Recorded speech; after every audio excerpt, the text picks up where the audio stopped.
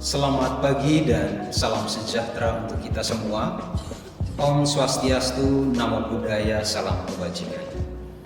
Perkenalkan, saya Siprianus Cuarut, salah satu dosen di Institut Santi Buana pada program studi pendidikan guru sekolah dasar. Video ini dibuat untuk melengkapi persyaratan dalam pengajuan sertifikasi dosen gelombang pertama pada tahun 2025, yaitu pernyataan diri dosen dalam unjuk kerja Tridharma Perguruan Tinggi atau PDD UKT-PT dalam bidang pengajaran. Pada kesempatan ini saya akan melakukan praktik mengajar pada salah satu mata kuliah yang saya ampu di program studi PGSD Institut Santi Buana, yaitu mata kuliah Pengembangan Pembelajaran Bahasa Indonesia Sekolah Dasar dengan kode mata kuliah PGD 320046. Mata kuliah ini diajarkan kepada mahasiswa semester 6 dengan bobot mata kuliah 3 SKS. Pelaksanaan perkuliahan dilakukan selama 16 kali dengan pembagian 14 kali pertemuan tatap muka pengajaran dan 2 kali penilaian UTS dan UAS. Dalam pelaksanaan pengajaran dilakukan secara luring atau tatap muka dengan penerapan metode pengajaran DIA, Delivery, Interaction, and Assessment. Adapun deskripsi dari mata kuliah ini adalah mata kuliah ini menguraikan tentang hakikat bahasa dan belajar bahasa, kebahasaan, keterampilan berbahasa, sastra anak, dan berbagai pendekatan pembelajaran bahasa, serta bagaimana cara menyusun perangkat pembelajaran dalam menerapkan pembelajaran bahasa di sekolah dasar.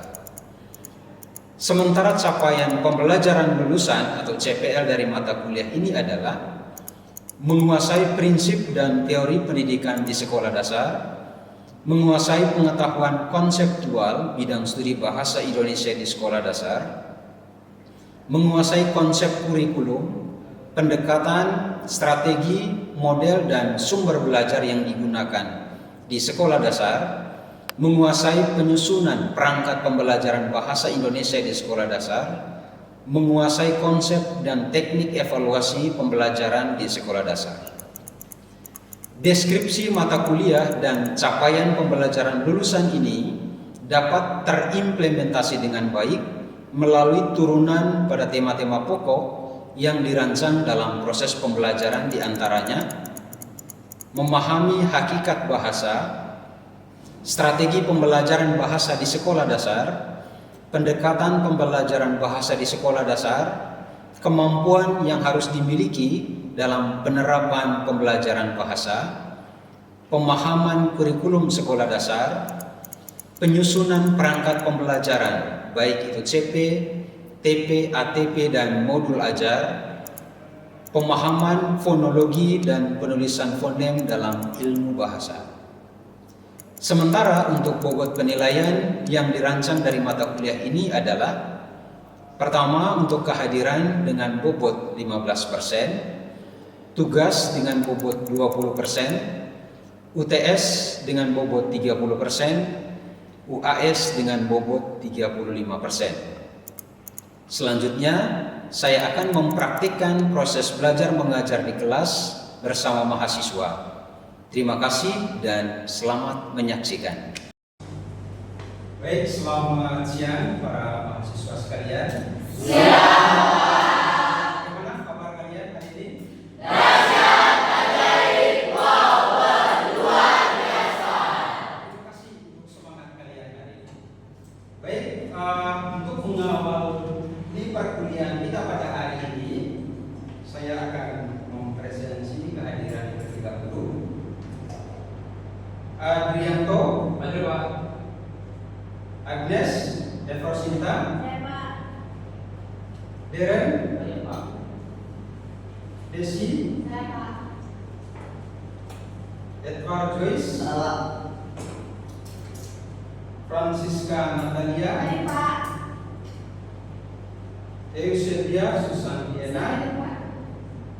Oke, semua hadir pada hari ini. Minggu lalu Mega, kenapa tidak hadir Mega? Mana? Sakit.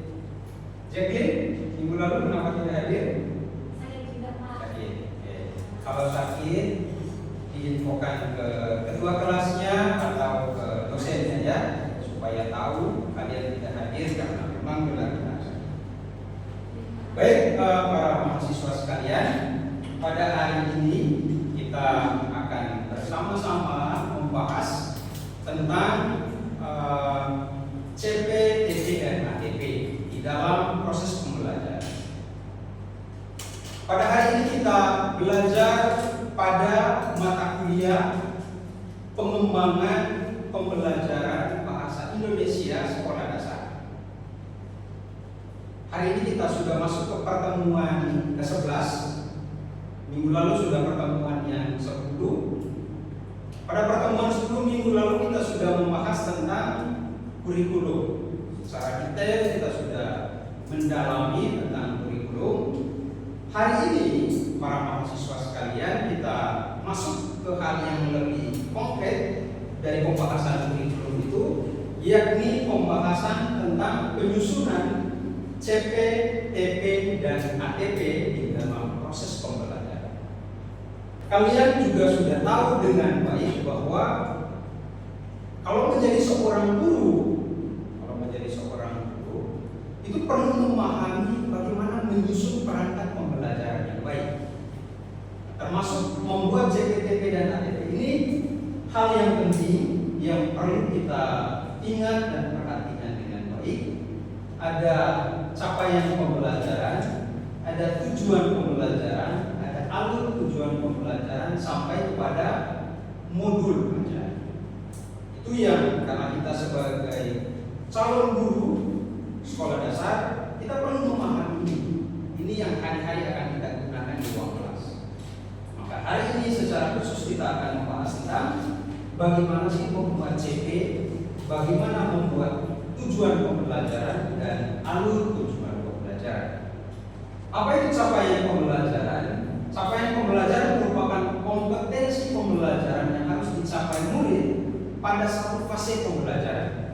Jadi di ruang kelas itu, ketika kita sudah masuk ke ruang kelas, kita harus memahami dalam satu fase pembelajaran ini apa target capaian yang hendak kita capai. Kemudian yang kedua, capaian pembelajaran merupakan sekumpulan komponen dan lingkup materi yang disusun secara komprehensif. Jadi disusun secara sistematis menjadi sebuah satu rangkaian proses pembelajaran. Kemudian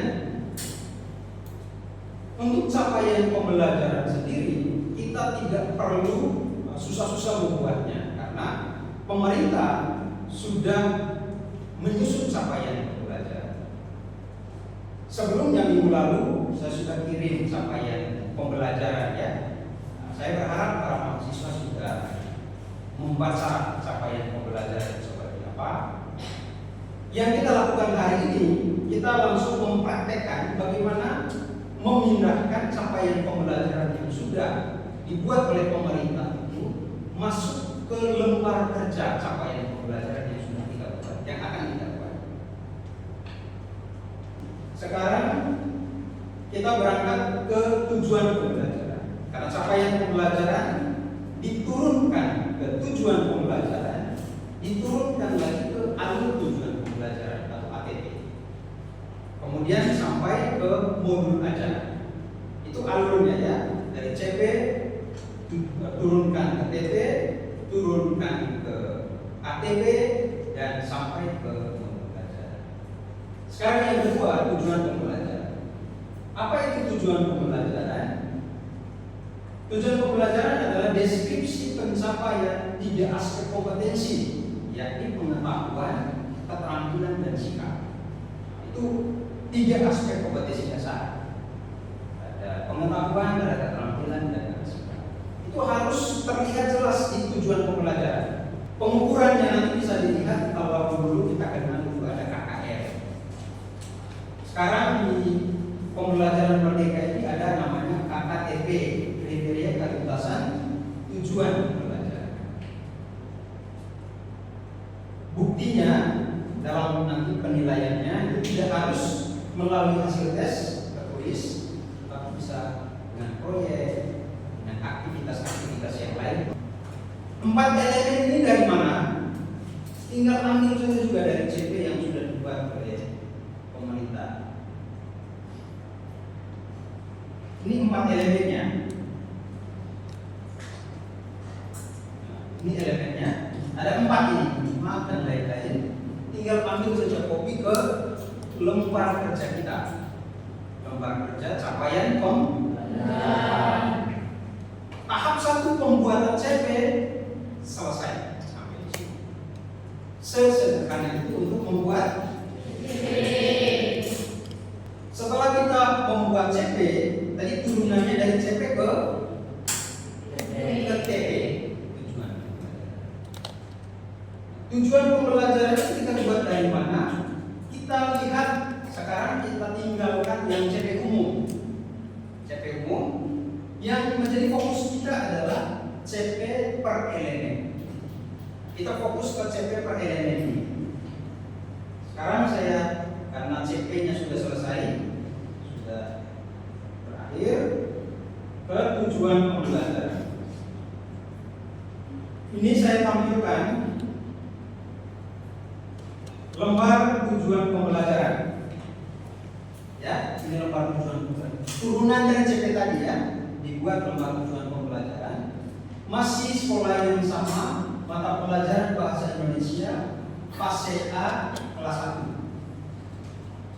1. CP umum tadi ya tinggal kita kopikan saja dari capaian pembelajaran sebelumnya, kita pindahkan ke sini di lembar kerja tujuan pembelajaran. Kita kopikan saja ke sini.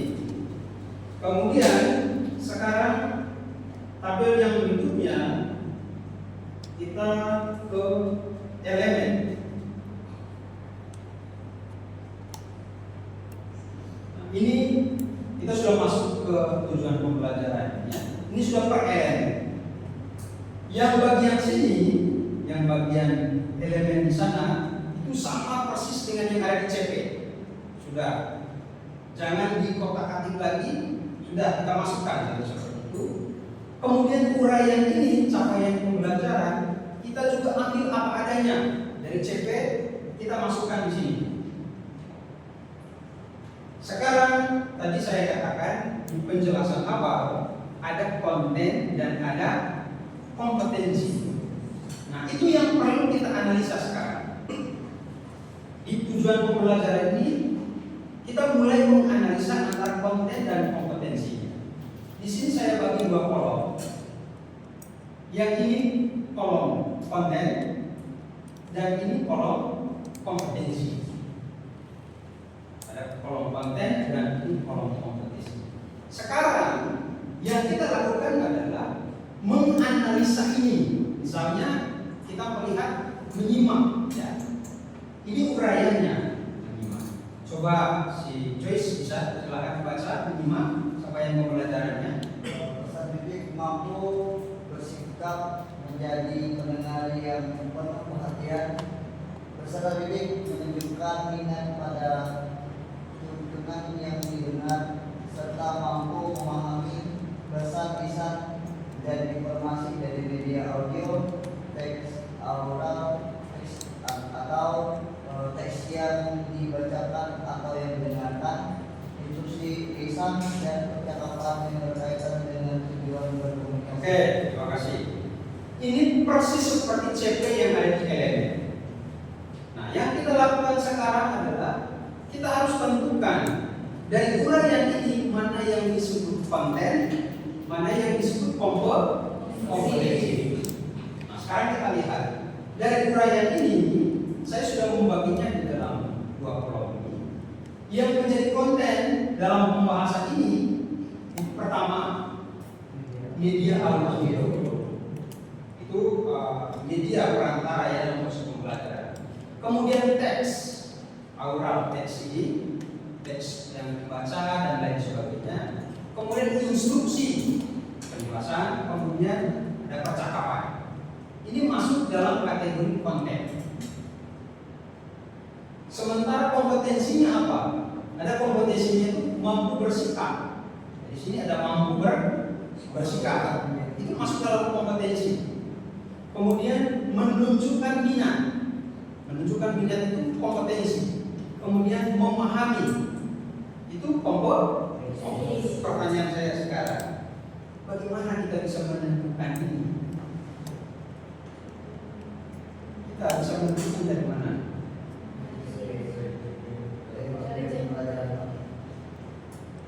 Kemarin saya sudah kirim minggu lalu. Pernah belajar taksonomi belum?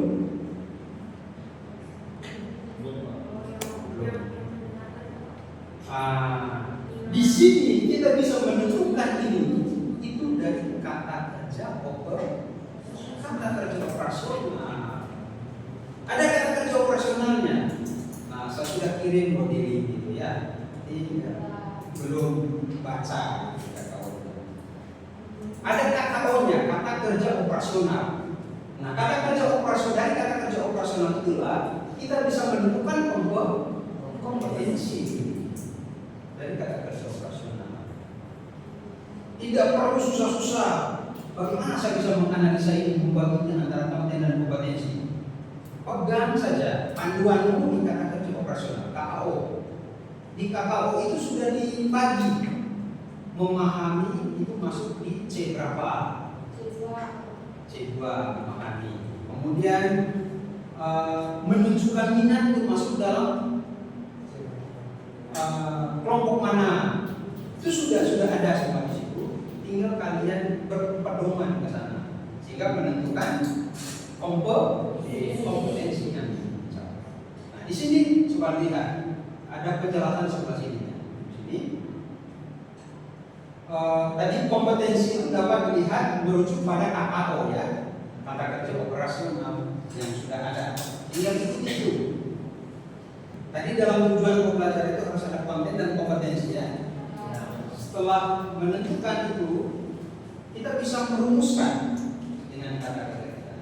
Kebetulan apa yang saya rumuskan di sini saya mengikuti alternatif satu.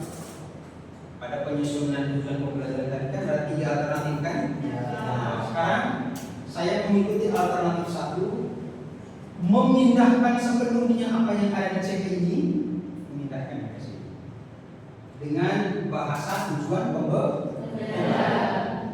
Tinggal dibuat poin dengan deskripsi yang sama. Misalnya di sini peserta didik mampu bersikap menjadi pendengar yang penuh perhatian.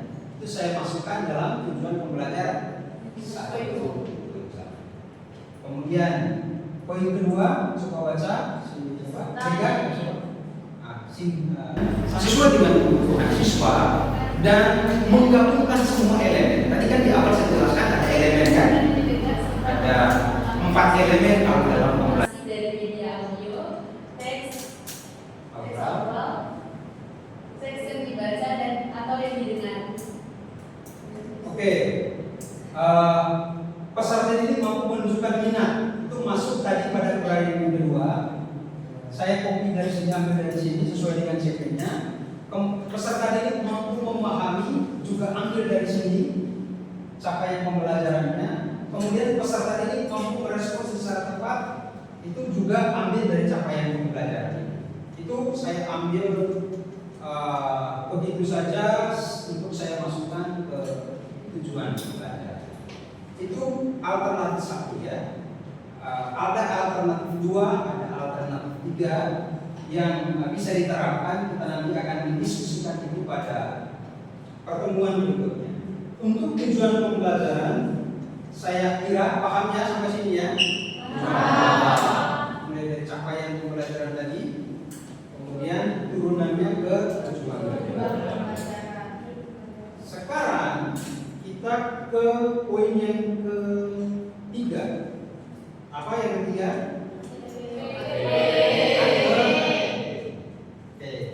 Ini lembar kerja ATP. Sama identitasnya. Kemudian kita masuk ke fase yang A, kelas A.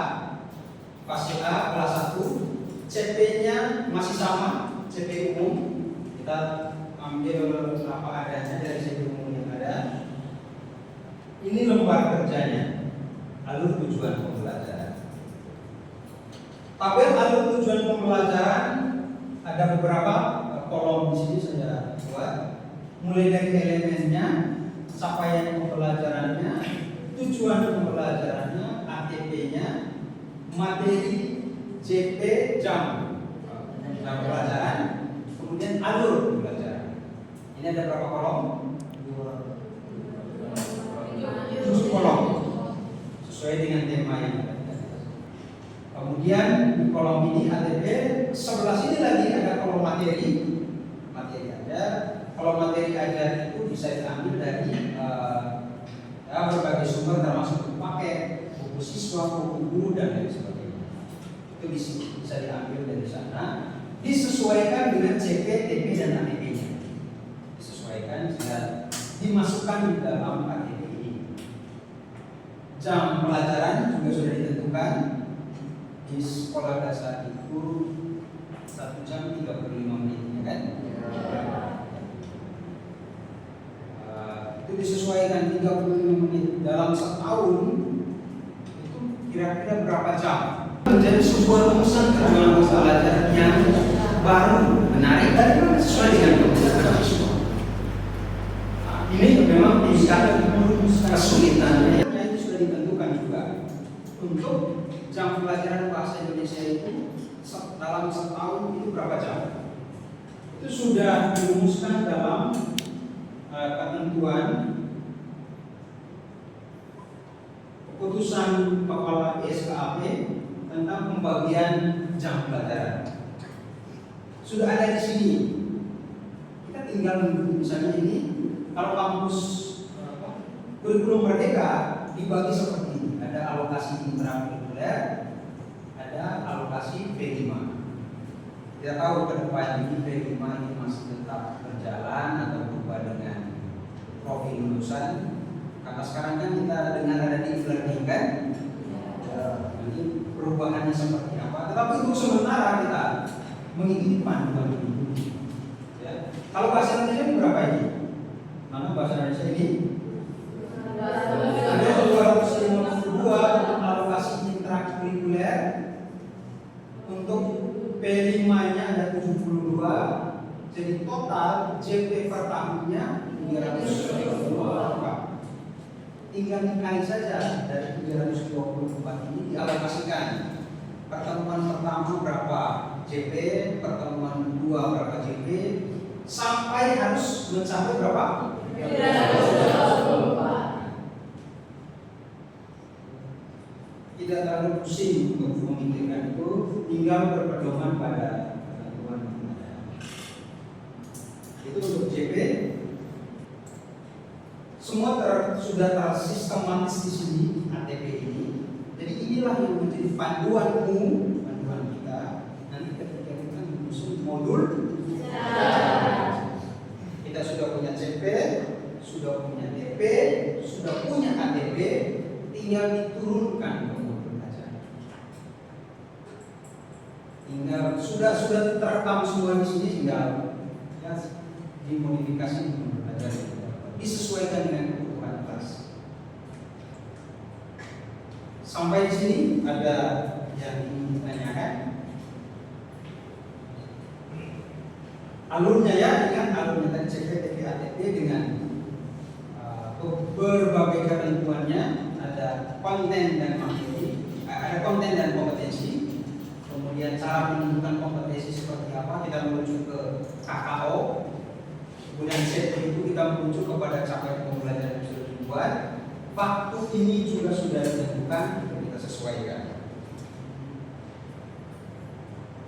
Jadi harapan saya bisa memahami alur ini karena ini penting buat kita. Sebagai seorang guru, kita tidak mungkin terlepas dari ini. Hari-hari kita akan bergelut sampai pada pembuatan pembelajaran. Dalam menjalankan profesi ini kita tidak boleh mengatakan saya tidak tahu. Ya, kalau tidak tahu harus belajar dan harus bisa. Pembuatan CPTP, ATP, modul ajar itu harus sudah menjadi darah daging. mata pelajaran apapun yang kita ajarkan.